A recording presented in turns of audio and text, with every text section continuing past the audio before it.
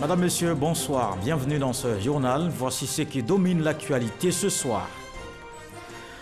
Vers la fin des élections à problème en Afrique, c'est l'objectif de l'Union africaine. Le 5e forum annuel des organes de gestion des élections vient de se tenir à Abidjan. Les participants ont partagé des expériences sur la bonne tenue du processus électoral. Une rencontre présidée par le vice-président Daniel Kablan-Duncan.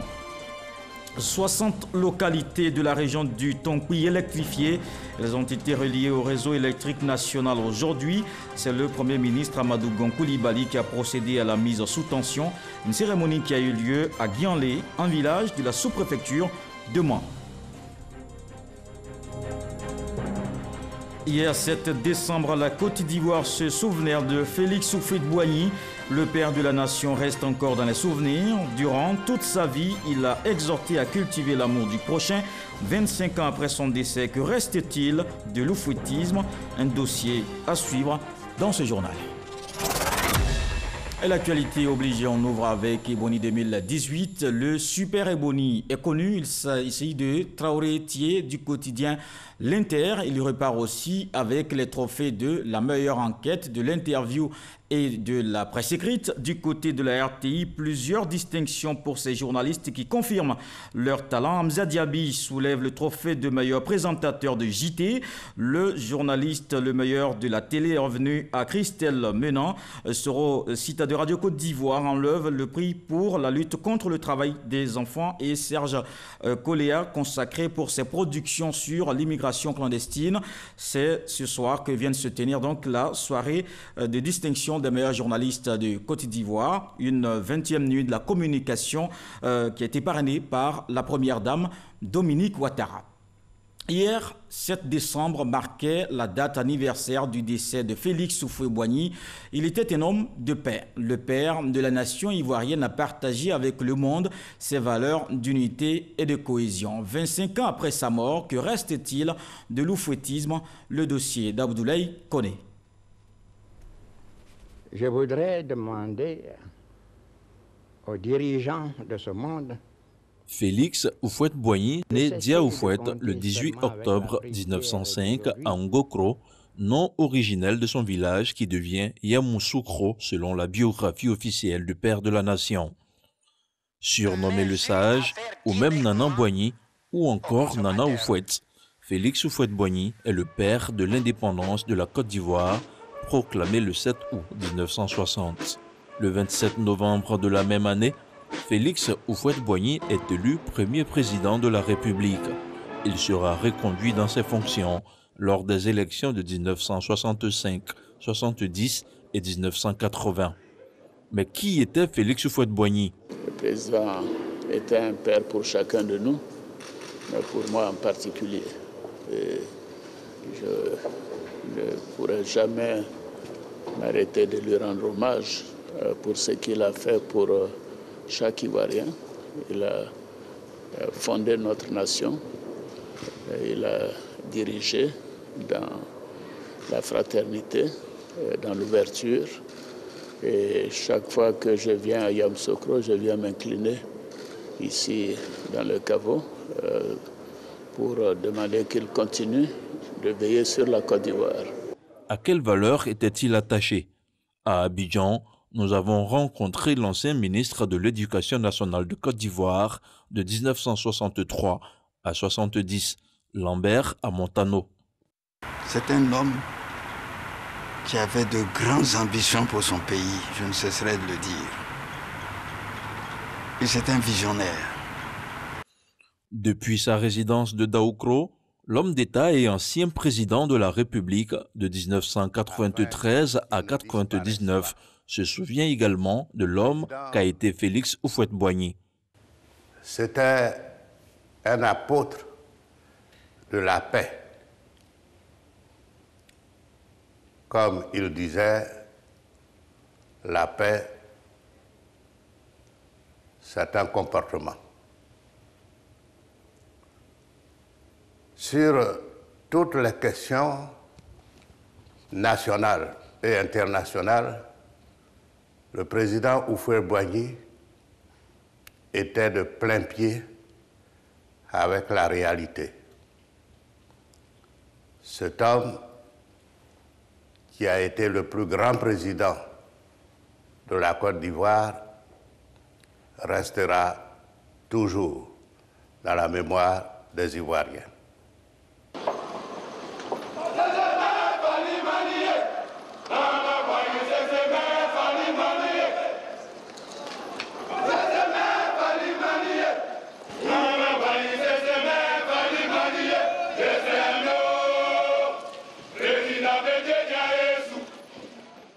« 25 ans après sa disparition, la génération 2.0, c'est tout de même quelque chose du père de la nation. Félix Houphouët-Boigny est perçu comme un bâtisseur pour les uns, mais surtout comme un homme de paix pour la grande majorité. C'est quelqu'un de très bon et autre chose. Tout le monde devait prendre exemple sur lui. C'est un grand homme, il a fait beaucoup de choses en Côte d'Ivoire. Il a aboli le travail forcé. C'est grâce à lui, on a eu l'indépendance en Côte d'Ivoire en 1960, le 7 1960, tout ça. Là, je suis à trop de trucs à dire sur lui. Cependant, après son décès, la Côte d'Ivoire va connaître une succession de crises qui va engendrer 12 ans plus tard la création d'une coalition de partis politiques, le RHDP, le Rassemblement des Houphouëtistes pour la démocratie et la paix. Les membres fondateurs que nous avons rencontrés voient dans cette coalition une sauvegarde du courant de pensée politique du père de la nation, l'oufouettisme. Lorsque, en 2005, les 4 présidents de partis qu'on connaît se sont retrouvés à Paris pour signer l'accord de création du RHDP, il y avait quelque part une ferme volonté d'œuvrer pour que le pays revienne vite à la stabilité, au développement et à la paix. Ici, ce que nous voulons, c'est justement nous appuyer sur les valeurs qu'il nous a léguées pour pouvoir faire de la Côte d'Ivoire un pays où les citoyens, les fils et les filles savent se retrouver quand ça s'impose à eux, parce qu'il nous a dit que le dialogue est l'âme des plus forts et on doit pouvoir l'utiliser à tout moment. La recherche de la paix et du compromis à travers le dialogue, c'est la prescription faite par Félix Houphouët-Boigny. Pourtant, la Côte d'Ivoire a vécu plusieurs crises sociopolitiques depuis 2002. Oufou a dit, on sait quand commence la guerre, on ne sait pas quand est-ce qu'elle finit. Elle finit par le dialogue, par un traité, après pas mal de dégâts. Il a toujours voulu le meilleur pour la Côte d'Ivoire et pour les Ivoiriens. Il a pu y parvenir ou ne pas y parvenir, mais au moins ça, on ne peut pas le lui contester. Et c'est ce que j'aimerais vraiment que pour demain, nous partagions tous. Il y a eu aussi chez lui, de manière récurrente, la référence à la paix, à la culture de la paix, au fait qu'avec l'entente, on construit. Hors de l'entente, on ne construit pas, on détruit. Quand l'arbre tombe, les oiseaux se dispersent, ça s'est passé hier, ça semble se passer aujourd'hui, mais je voudrais vous dire que la substance saura donc se mobiliser, se retrouver, se rassembler au-delà donc nos divergences, et c'est ce qui est important pour la Côte d'Ivoire. Hier, la Côte d'Ivoire a connu des soubresauts liés à la transition du régime de parti unique à un régime multipartisan. Le pays qui a vécu des crises multiformes s'est redressé progressivement. Dès lors, les filles et fils du pays ne ménagent aucun effort pour remettre la nation sur les rails de l'émergence à l'horizon 2020. Le ministre des Affaires étrangères de Côte d'Ivoire a présidé le débat ministériel du Conseil de sécurité de l'ONU. Marcela Montano s'est prononcé sur l'implication des États et organisations sous-régionales pour plus d'efficacité dans la prévention et la résolution des conflits. Il a donné la position de la Côte d'Ivoire sur la question. Il faut une synergie d'action et une étroite collaboration avec les Nations Unies pour régler durablement les conflits. C'est ce qu'estime Marcela Montano. On écoute un extrait du discours du ministre des Affaires étrangères de Côte d'Ivoire à la tribune du Conseil de sécurité de l'ONU. La Côte d'Ivoire invite toutes les parties prenantes à franchir une étape supplémentaire afin de trouver des solutions durables et indispensables au fonctionnement efficace des opérations de soutien à la paix de l'Union africaine. En tout état de cause, c'est dans le cadre d'un effort solidaire et d'une réelle implication de tous ces acteurs que la communauté internationale parviendra à renforcer les mécanismes de règlement et de prévention des conflits susceptibles de contribuer efficacement à la paix et à la sécurité internationale. La Côte d'Ivoire entend y prendre toute sa part et espère que son expérience en matière de sortie de crise qu'elle tient à partager contribuera à l'atteinte de ses objectifs pour le bonheur des peuples et le développement de l'Afrique. Je vous remercie. L'Union africaine veut des élections réussies sur le continent. Le 5e forum annuel des organes de gestion des élections vient de se tenir à Abidjan. Le vice-président Daniel Kablan-Duncan a présidé ces travaux. Le reportage de Jérôme Kofi Abolin. Ils se sont donné 2 jours de réflexion pour la bonne gouvernance électorale sur le continent africain. Au nom de ces participants du 5e forum annuel continental des organes de gestion des élections qui a pris fin ce samedi à Azalaï Hôtel d'Abidjan, la commissaire aux affaires politiques de l'Union africaine est certaine que ces travaux contribueront à éviter désormais des élections avec des armes en Afrique. Pendant 2 jours, les responsables des organes réunis ici dans cette salle ont partagé, ils ont écouté, ils ont réfléchi et analysé et débattu sans tabou et sur les différents thèmes que nous avons examinés ici à Abidjan. Ainsi, comme vous le savez, mesdames et messieurs, vous contribuerez à la réalisation de l'objectif, un des objectifs de l'Union qui est de faire taire les armes en Afrique à l'horizon 2020. Le président de la commission électorale indépendante de Côte d'Ivoire, Youssouf Bakayoko, se dit également satisfait. Pour lui, cette rencontre constitue l'une des occasions d'échange d'expériences en vue des élections crédibles sur le continent. Ce 5e forum annuel continental a offert aux acteurs électoraux sur notre continent l'occasion de partager leur expérience dans la lutte contre la corruption dans les processus électoraux, de tirer des enseignements afin de renforcer partout l'intégrité électorale. Idem pour le vice-président Daniel Kablan-Duncan, c'est sur un regain d'espoir qu'il a clos les travaux. J'espère que toutes et tous, participantes et participants à ce 5e forum, et surtout acteurs principaux des processus électoraux africains, vous avez acquis les connaissances nécessaires et indispensables pour renforcer la promotion de la gouvernance démocratique dans vos pays respectifs. Il s'agit là, me semble-t-il, d'une condition primordiale pour bâtir des institutions fortes et crédibles en Afrique. Le développement durable et inclusif représente une priorité forte pour les pays africains et est inscrit au cœur des stratégies de développement portées par la vision de l'émergence de l'Afrique, comme préconisé d'ailleurs par l'agenda 2063 de l'Union africaine.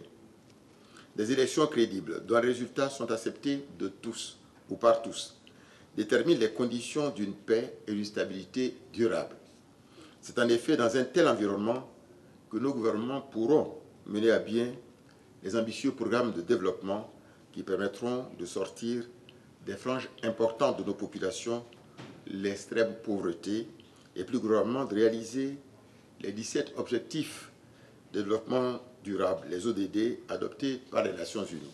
Vers des processus électoraux sans corruption, renforcer l'intégrité électorale en Afrique, c'est le thème de cette rencontre d'Abidjan, rencontre qui se veut une plateforme d'apprentissage des pairs dans la gestion des élections crédibles et démocratiques sur le continent africain. De la lumière dans 60 localités de la région du Tongpi dans l'ouest du pays, elles viennent d'être reliées au réseau électrique national. C'est le Premier ministre Amadou Gon Coulibaly qui a procédé à la mise sous tension. C'était à Guianlé, un village de la sous-préfecture de Mans. Le reportage de Evoué. Par ce geste, le Premier ministre Amadou Gon Coulibaly fait sortir de l'obscurité la vie des 1421 habitants de Guianlé, un village de la sous-préfecture de Mans. Il s'agit de tirer une ligne de moyenne tension de 1200 mètres, donc 1 km 200, et tirer aussi une ligne de basse tension dans le village autour de 3200 mètres, c'est-à-dire 3 km 200. Il a fallu aussi mettre dans le village 130 poteaux et équiper donc 112 foyers d'éclairage public. Guianlé, désormais dans la lumière, fait partie des 60 localités de la région du Tonkpi concernées par ce projet financé par l'État de Côte d'Ivoire et la Banque africaine de développement BAD. Ce projet est un volet électrification rurale dans le cadre d'un projet beaucoup plus large pour lequel la Banque africaine de développement a contribué au financement à hauteur de 130 millions d'euros.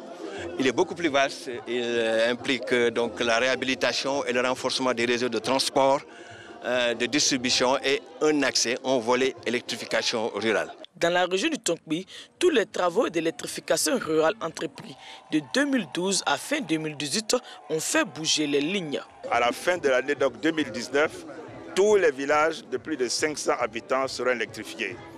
Et qu'avec tous les programmes qui sont mis en œuvre dans cette région, le taux d'électrification va passer d'un peu plus de 30% dans 2011 à plus de 80% dans cette région. Donc nous sommes en train de mettre en œuvre un des objectifs importants du président de la République qui est d'améliorer chaque jour les conditions de vie de ses compatriotes, les Ivoiriennes et les Ivoiriens. Le coût total des investissements pour les travaux d'électrification de ces localités sur la période de 2012 à 2018 est de 42 milliards de francs CFA. La Poste et la douane veulent offrir une meilleure qualité de service aux citoyens. Ils ont signé un accord de partenariat, un accord qui permettra aussi d'améliorer la qualité des échanges internationaux. Nadia Edia, Cheikh Koné. Le 1er mai marque le rapprochement entre la douane et la Poste de Côte d'Ivoire. Un rapprochement qui permettra à ces deux institutions spécialisées dans les échanges internationaux d'offrir une meilleure qualité de service. Nous sommes heureux de sceller un protocole entre nos deux structures, de sorte à pérenniser l'activité. La bonne activité, celle qui encourage et améliore les échanges. Qu'il est dans notre intérêt de nous rapprocher, de sorte à prendre toutes les dispositions afin de réussir les paris à venir. Pour les représentants de la Poste, cet accord permettra aussi de réussir le défi de la digitalisation que s'est fixé leur administration. Les postes ont un grand rôle à jouer dans le domaine du e-commerce. Bien évidemment, il faut qu'il y ait une relation entre les postes et leur administration douanière. Ce que vous êtes en train de faire ici en Côte d'Ivoire par ce protocole d'accord va effectivement dans le bon sens. On ne peut pas faire du e-commerce tout seul. La Poste ne peut pas échanger un seul colis sans les douanes, sans les compagnies aériennes, sans le chemin de fer, sans les routes. Et donc tous ces acteurs aujourd'hui se retrouvent de la volonté dans un appel de multilatéralisme face à des défis. Pour rappel, en 2007, un accord a été signé entre l'Organisation mondiale des douanes et l'Union postale universelle pour garantir la liberté et la sécurité des échanges mondiaux. En 2020, la Côte d'Ivoire accueillera 192 pays dans le cadre du Congrès mondial des postes. Il existe désormais une commission technique spéciale de suspension et de retrait de permis de conduire. Elle a siégé pour la première fois jeudi dernier. 12 dossiers ont été traités. Les suspensions du permis de conduire vont de 2 mois à 20 ans. Les explications de Cheikh Koné. Il a fallu 12 heures de loge aux 10 membres de la commission technique spéciale de suspension et de retrait de permis du ministère des Transports. À l'issue des délibérations, la plus grosse sentence est infligée au chauffeur du véhicule à l'origine de la mort du comédien Bulldozer. Le ministre des Transports a signé des arrêtés portant respectivement suspension d'un permis de conduire pour une période de 20 ans, avec pour obligation de reprendre la formation et les épreuves d'examen théorique dans un établissement de formation agréé et interdiction formelle de conduire sur l'ensemble du territoire national. Les 11 autres mises en cause ont connu diverses sentences. Deuxièmement, suspension de 4 permis de conduire pour une période de 5 ans avec pour obligation de reprendre la formation et les épreuves d'examen théorique. Troisièmement, suspension de 5 permis de conduire pour une période allant de 2 à 6 mois. Quatrièmement, restitution d'un permis de conduire pour faits non imputables. Cinquièmement, suspension d'un permis de conduire pour 3 mois avec sursis. Ces sanctions, purement d'ordre administratif, visent à faire face à la recrudescence de l'insécurité routière, caractérisée par les accidents de la circulation.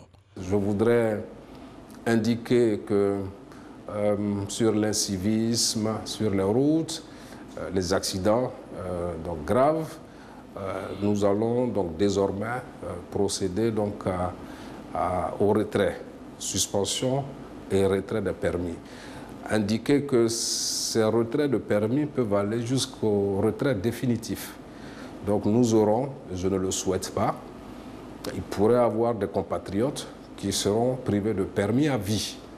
Selon l'Office national de la sécurité routière, on estime à 10 000 accidents de la route par an en Côte d'Ivoire. 10% de ces accidents sont essentiellement dus à l'incivisme des chauffeurs. C'est à juste titre que le ministère des Transports a décidé de réactiver cette commission spéciale qui statuera désormais tous les 2 mois. La police saisit 158 blocs de cannabis. C'était dans la commune d'Atekoubé, dans le district d'Abidjan.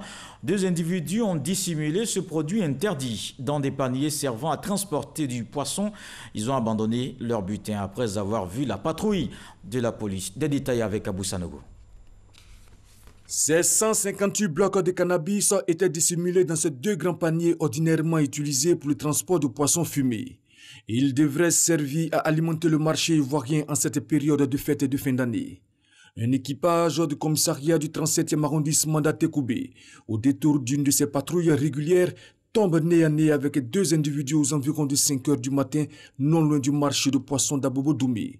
Ces individus aux allures jugées suspectes par la patrouille conduisaient 2 bourrettes et 2 paniers. Surpris par cette rencontre inattendue, ils abandonnent leurs marchandises et disparaissent dans la nature. Transportés au commissariat du 37e arrondissement, les 2 paniers seront ouverts. Surprise, au lieu et place de poissons fumés, ce sont 158 blocs de cannabis en raison de 900 grammes l'unité, soit 142 kg 200 de cannabis pour un coût estimé à 3 800 000 francs CFA qui sont découverts. Nous demandons à la population de nous aider par le partage de l'information. Donc nous demandons à la population de toujours aider la police à faire son travail car nous sommes là pour elle. La police du 37e arrondissement d'Atekoubé poursuit ses patrouilles afin de mettre le grappin sur les 2 individus. 8 hôpitaux bientôt mis à niveau et restaurés, 100 milliards de francs CFA. C'est le coût de ce projet. Les travaux avancent bien. Le ministre de la Santé et de l'Hygiène publique, Eugène Kaouli, a visité des chantiers. Le reportage de Kader Sogodogo. La Côte d'Ivoire prépare activement le démarrage à l'échelle nationale de la couverture maladie universelle CMU. D'ici là, priorité est donnée à la mise à niveau et à la restauration des hôpitaux. Le mardi 16 janvier 2018 démarraient officiellement les travaux dans 3 centres hospitaliers régionaux, CHR, et 5 hôpitaux généraux. L'enveloppe a atteint les 100 milliards de francs CFA. Comment avancent les choses sur le terrain? Eugène Aka Aoulé, dans un premier temps, est au CHR de Korogo. Une visite guidée permet d'avoir une idée de l'évolution des choses. Après Korogo, Eugène Aka Aoulé et sa délégation ont atterri à Yamoussoukro. Entre accueil, enthousiasme des agents et des échanges, la visite permet d'avoir une idée un peu plus nette de l'évolution des travaux. Aujourd'hui, on peut dire qu'à Korogo, l'état d'avancement global est de 42%.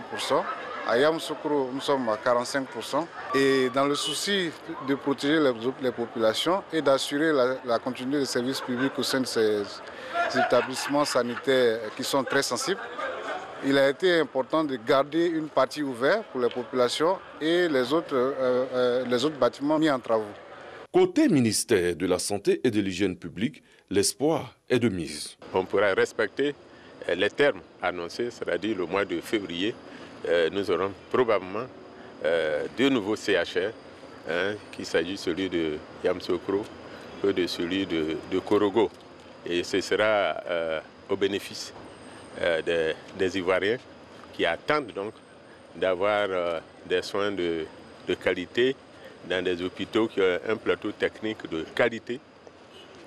Et pour un pays qui veut relever le défi de réduire le taux de mortalité maternelle, néonatale et infantile. Ces travaux qui vont toucher 376 établissements sanitaires, concernent pour l'heure les CHR de Daloa, de Korogo, de Yamoussoukro, ainsi que les hôpitaux généraux d'Abobo Sud, Abobo Nord, Adjamé, Yopougon-Ati et Grand Bassam. 218 jeunes en situation de marginalisation viennent d'achever une formation. Cet apprentissage a porté sur les instructions civiques et professionnelles. Ces jeunes vont entamer un stage pratique dans des métiers de leur choix. Les explications de Walter Amadou Ouattara. Aujourd'hui, pas de cours au Centre civique d'action pour le développement CECAD de Bembresso situé dans la commune de Songon. Enthousiastes, parents et amis sont venus pour assister à la cérémonie de fin de formation des 218 stagiaires. À l'origine, ces jeunes étaient en situation de marginalisation. Les 9 mois passés ici, apprendre de façon théorique un métier leur ont permis de gagner d'abord la confiance des formateurs, ensuite celle de leur famille. Désormais, ils disent être aptes à vivre selon les règles de la société. Venu à 250, aujourd'hui nous sommes restés 218. J'ai été formé en mécanique auto et je dis merci à travers ce micro au gouvernement. Ces enfants ont beaucoup appris et ils sont disciplinés, organisés, respectueux, ponctuels et ils peuvent affronter la vie civile. Grâce aux efforts de l'État de Côte d'Ivoire et de la France, ces jeunes ont pu obtenir le permis de conduire, le brevet national de secourisme et apprendre le sens des responsabilités. Ce que vous avez accompli et qui vous reste à accomplir est important pour vous et pour vos projets. Mais sachez que déjà on parle de vous en dehors de la Côte d'Ivoire. D'autres pays sont intéressés par cette expérience et ils attendent impatiemment de s'assurer que ça fonctionne bien. La volonté du gouvernement est ainsi de multiplier autant que possible ce type de structure pour accueillir les jeunes en situation de marginalisation et de développer des approches innovantes pour pérenniser le fonctionnement des centres de services civiques. Pour avoir accès au Centre civique d'action pour le développement CECAD de Bembresso, ces jeunes se sont inscrits auprès de la Fondation Amigo et des centres sociaux d'Abobo, d'Anyama et de Makori. Le ministère de la Défense s'est chargé de leur instruction aux valeurs civiques et citoyennes. L'Ouest ivoirien fait la promotion de son patrimoine culturel et artistique. La deuxième édition du Tonkwini Dale se déroule en ce moment même à Amman. Il y a entre autres des colloques, un forum économique et des expositions. Le reportage de F. Boué.